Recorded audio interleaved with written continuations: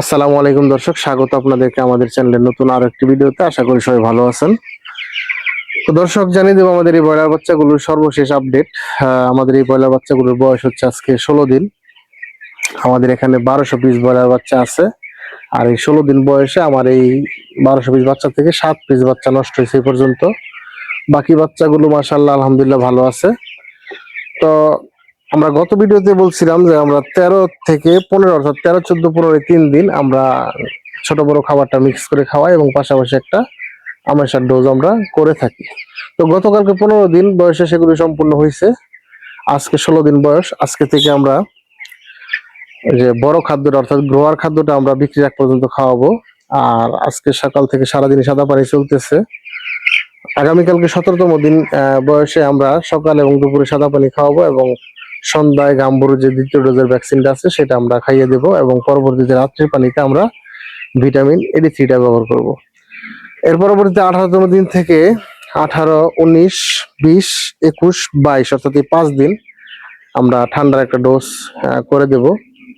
আর ঠান্ডার ডোজটা আমরা করব হচ্ছে টাইলোডক্সি প্লাস এবং টিলভেট, এই দুটো ওষুধ দিয়ে আমরা ঠান্ডার ডোজটা করব এবং এক বেলার পানিতে আমরা এই ওষুধগুলো খাওয়াবো। শুধুমাত্র রাত্রের পানিতে আমরা টাইলোডক্সি প্লাস এবং টিলভেট এই দুটো ওষুধ চালাবো এবং সকালের পানিতে আমরা ব্যবহার করব জিঙ্কভেট। আর দুপুরে পানিতে আমরা দুপুরে সাদা পানি ব্যবহার করব। আর যদি প্রয়োজন অনুযায়ী যদি তাপমাত্রা বেশি থাকে তাহলে আমরা হয়তো সি অথবা স্যালাইনটা ব্যবহার করতে পারি। এবং পাশাপাশি আজকে যেহেতু 16 দিন, আমরা কিন্তু গতকালকে 15 দিন থেকেই খাদ্য বিরতিটা চালু করে দিছি। অর্থাৎ দুপুরে যে খাদ্যটা বন্ধ রাখার যে সিস্টেমটা আমরা করি সেটা কিন্তু গতকালকে থেকে শুরু হয়েছে। গতকালকে দুপুরে 1 ঘন্টা বন্ধ ছিল খাদ্য। আজকে দুপুরে বন্ধ ছিল 2 ঘন্টা, দুপুর 12টা থেকে 2টা পর্যন্ত। এবং আগামীকালকে বন্ধ থাকবে 3 ঘন্টা, তার পরবর্তী দিনে 4 ঘন্টা, এরপর দিন 5 ঘন্টা এবং তারপর থেকে বিক্রির আগ পর্যন্ত নিয়মিত দুপুর 12টা থেকে বিকাল 5টা পর্যন্ত এই 5 ঘন্টা খাদ্য বন্ধ রাখবো।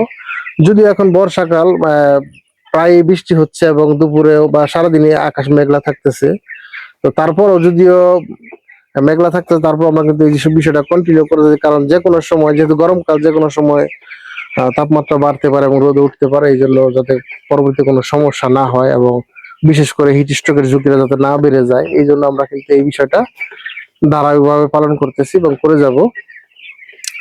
আর আরেকটা বিষয় আপনাদের সঙ্গে বলি, সেটা হচ্ছে অনেকেই আপনারা কমেন্ট করেন যে আমরা ব্রয়লার মুরগি পালন সম্পর্কিত 1 থেকে 30 দিনের মানে A to Z একটা ভিডিও আপনারা চাচ্ছেন। আসলে A to Z একটা ভিডিও কিভাবে দিব? আমরা আসলে বয়স ভিত্তিক ভিডিওগুলো করে থাকি। যেমন আমরা যে মানে যেই সময় যে বয়স থাকে ওই সময় যে সমস্ত কাজগুলি থাকে আমরা সেগুলো ভিডিওতে বলার চেষ্টা করি এবং আমরা কিন্তু ভিডিওগুলো নিয়মিত দিয়ে থাকি। 1 থেকে 30 দিনের ভিতরে আমরা প্রায় একদিন 2 দিন পর পর কিন্তু ভিডিওগুলো আমরা নিয়মিত আপডেট দিতে থাকি। এবং যখন যে বয়সটা থাকে মুরগি, ওই বয়স অনুযায়ী তখন যেগুলি করণীয় আমরা সেই সমস্ত বিষয়গুলি ভিডিওতে বলার চেষ্টা করি। তো নিয়মিত আমাদের ভিডিওগুলি যদি আপনারা দেখেন, অবশ্যই আপনারা এই 1 থেকে 30 দিন ব্রয়লার মুরগি কিভাবে পালন করতে হয় সেই বিষয়গুলো আপনাদের নলেজে চলে যাবে। আর যেটা আপনারা চাইতেন যে এক ভিডিওতে, আসলে একটা ভিডিওতে দেখাইতে গেলে বা বলতে গেলে ভিডিও অনেক দৈর্ঘ্য হয়ে যাবে, অনেক বড় হয়ে যাবে ভিডিওটা। তো এই বড় ভিডিও আসলে অনেকে পছন্দ করে না। তারা হয়তো দেখেছে টাইনে টাইনে দেখে অথবা 1 মিনিট 2 মিনিট দেখার পর স্কিপ করে যায়, যেটা আসলে কাম্য না কারণে। এই জন্য আমরা ছোট ছোট ভিডিওগুলো দিয়ে থাকি।